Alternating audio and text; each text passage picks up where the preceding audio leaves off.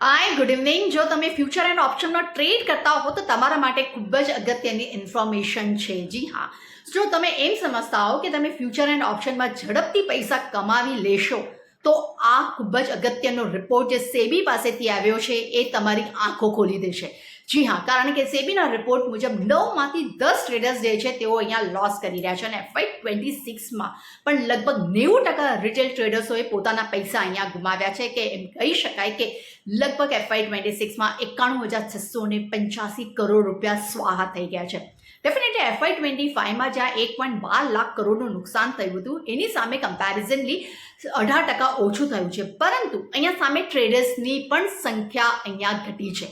FY25માં જે 98.1 લાખ ટ્રેડર્સ હતા જે અત્યારે 78.6 લાખ છે. એટલે ડેફિનેટલી ભાગીદારી જે છે અહીંયા એ પણ લગભગ 20% ઘટી છે. અગર હું વ્યક્તિ દીઠ સરેરાશ નુકસાનની વાત કરશું તો એમાં પણ અહીંયા આપણને વધારો થતો જોવા મળ્યો છે. એટલું જ નહીં, અગર કુલ ટર્નઓવરની વાત કરીએ તો પહેલાં જે ટર્નઓવર હતું એ પણ ઘટ્યું છે. 213 કરોડથી ટર્નઓવર ઘટીને હવે 202 લાખ કરોડ પર અહીંયા આપણને ટર્નઓવર થતું આપણને જોવા મળી રહ્યું છે. એટલે કે મતલબ સીધો સિમ્પલ એ દેખાઈ રહ્યો છે કે સેબીના નિયમથી લોકો તો બહાર નીકળી ગયા છે, પણ જે અંદર છે તેમને પણ અહીંયા વધુ ફટકો પડી રહ્યો છે.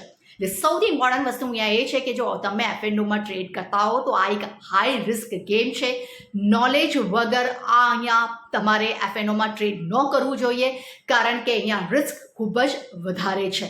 જો તમને મારી આ લિંક ગમી હોય તો મને લાઇક કરજો અને ફોલો પણ કરજો. અને જો તમે F&Oમાં સોદા કરતા હો તો પ્લીઝ સંભાળીને અને નોલેજ વગર તમે ટ્રેડ ના કરતા.